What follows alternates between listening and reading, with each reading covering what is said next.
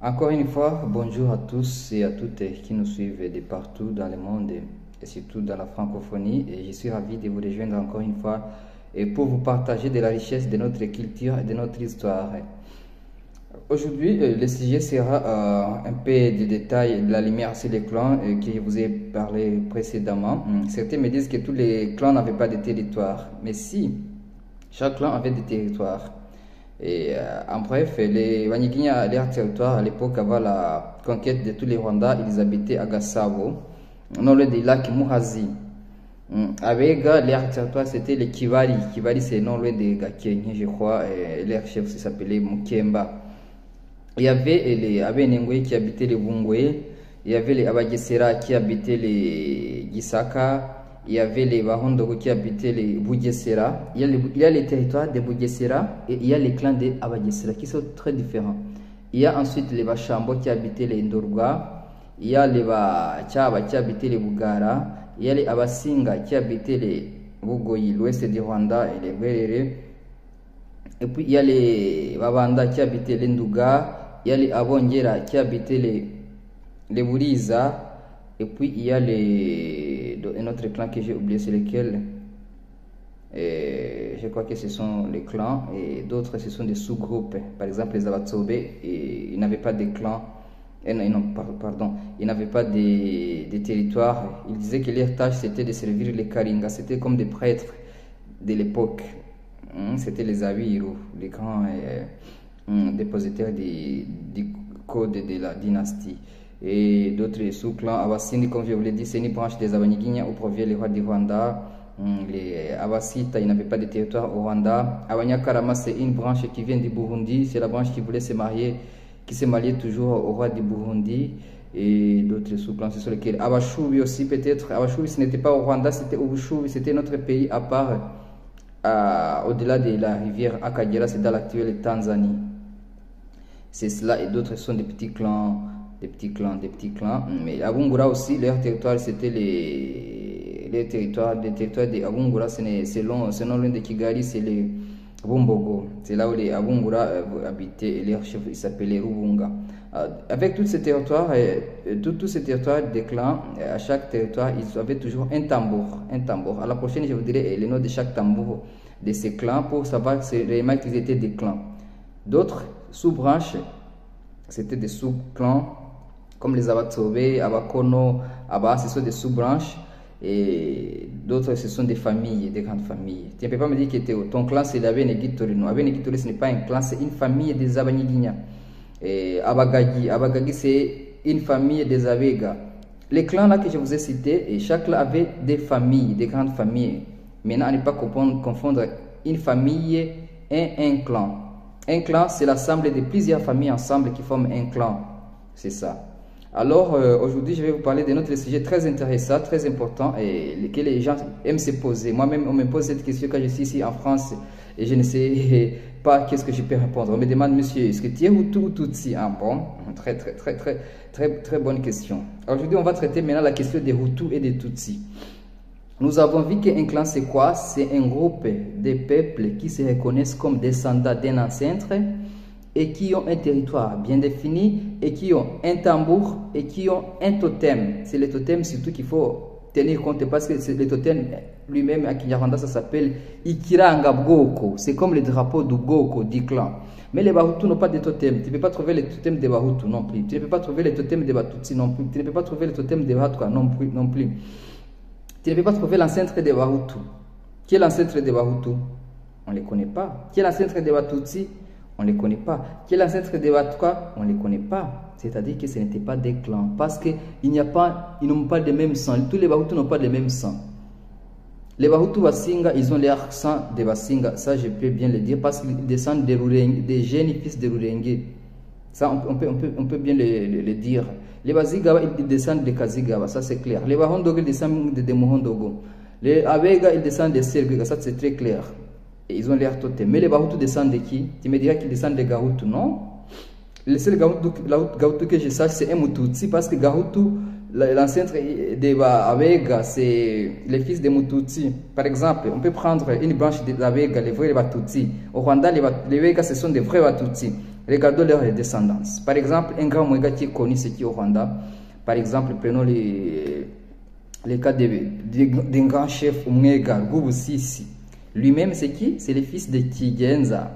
Kigenza, fils de Rwakagara, fils de Gaga, fils de Mutezintare, fils de Sesonga, fils de Makara, fils de Kiramira, fils de Muchuzi, fils de Bugirande, fils de Ngoga, fils de Ginihira, fils de Ndiga, fils de Gahutu, fils de Serwega, fils de Mututsi. Tu vois, c'est ça la descendance des Vega. Dans cette même ascendance des Vega, nous trouvons qu'il y a dedans Gahutu et Mututsi. Vous voyez? Gahutu, alors que les Vega, ce n'est pas un Mutu. Si on tenait compte des histoires là de Bahutu et de Batutsi, vous voyez que Gahutu, il y a un ancêtre de Rwubusisi, un grand Mututsi qui s'appelle Gahutu. Son arrière-grand-père s'appelle Gahutu, alors que Rwubusisi lui-même, on le connaît comme un Mututsi. Il y a des gens qui s'appellent des Bihutu alors qu'ils ne sont pas des Bahutu. Par exemple, dans ma propre famille, nous avons un certain Bihutu, fils de Moussi, lui-même petit-fils du roi Yuhi IV Gahindiro. Tu vois, c'est un prince, mais il s'appelle Bihutu. C'est-à-dire que les noms, ça ne veut pas forcément dire que c'est ça ton appartenance ethnique ou clanique. Par exemple, Musinga, le roi Musinga, ce n'est pas un Musinga du clan, non, c'est un Munyiginya. Musihindiro comme moi-même. Musinga, c'est le fils de Rwabugiri, fils de Rwogera, fils de Yuhi IV Gahindiro. Il vient de la grande famille des Abahindiro, qui sont une famille de la grande famille des Abasindi, elle-même une branche du clan des Abanyiginya qui est pour totem les Umusambi.